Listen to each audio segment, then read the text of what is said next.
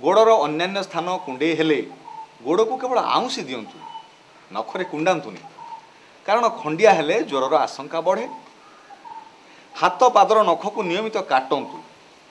द्वितीयतः साबुन रे गोड़ को धुंतु। गोड़ को आंठू उपरू पाद जाए सफा पानी रे ओदा करंतु।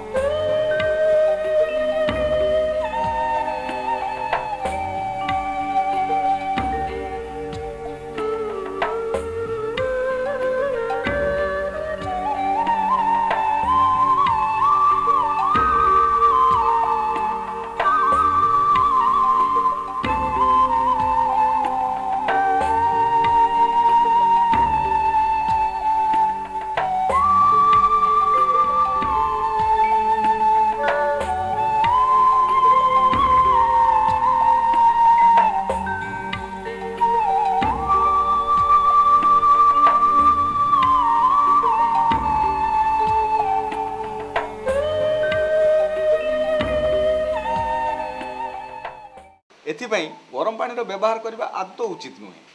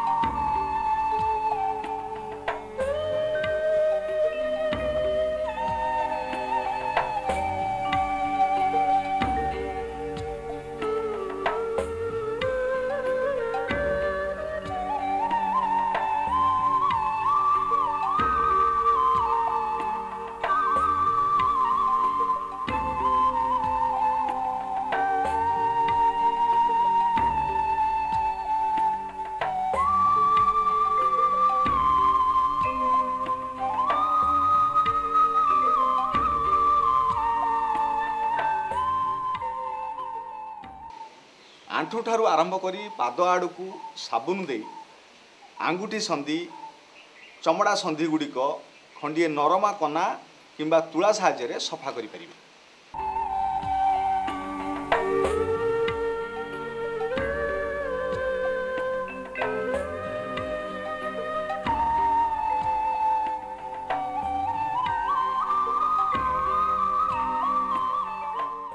मन रखु प्रत्येक दिन शोया पूर्व थरटीए यही भाव में गोड़ सब सफा करने दरकार। तृतीयतः ठीक भाव पाद को पोछि सुखिला रखा निहाती दरकार, कारण चर्म थिबा मैला आंगुठी संधि एवं जीवाणु प्रवेश करुवा क्षतस्थान मानक पानी रहिले तहिरे अधिका जीवाणु सृष्टि करे। यह बारंबार तथा अधिका संक्रमण करे था।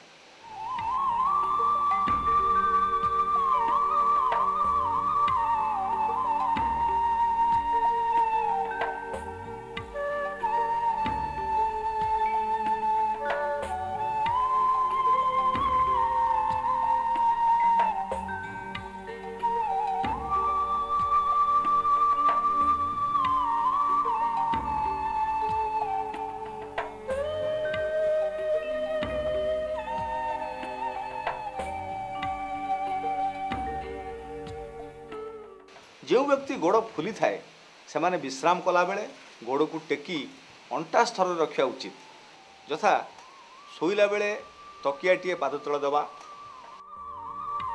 एवं टेलीविजन देखला बेले किंबा गपसप कला बेले गोदर गोड़टी को उच्च स्थान रे टेकी रखा उचित।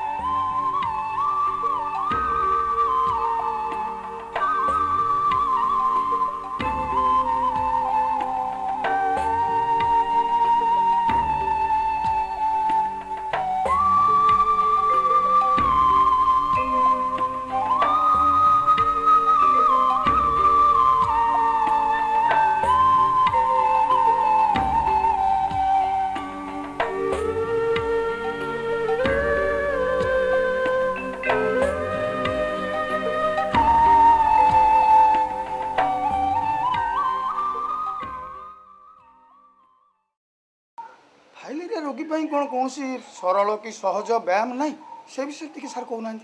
साधारण चलाबुला एवं सहज व्यायाम यथेष्ट उपकार करे।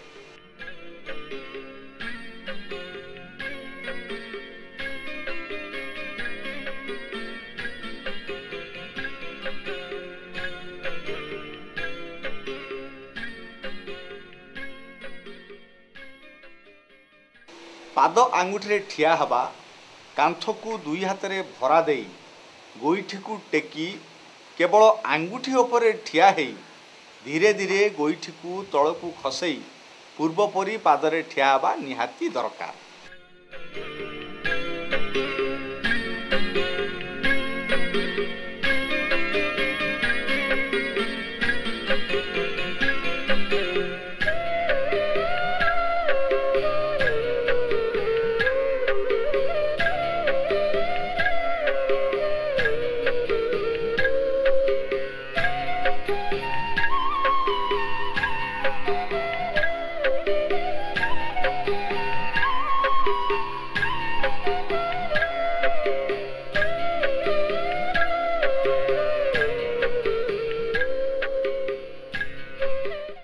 बसिबा अवस्था किंबा शोइबा अवस्था दुई पाद को परस्पर सहित जोड़ी प्रथम दुई पादर आंगुठी ऊपर को रखंतु।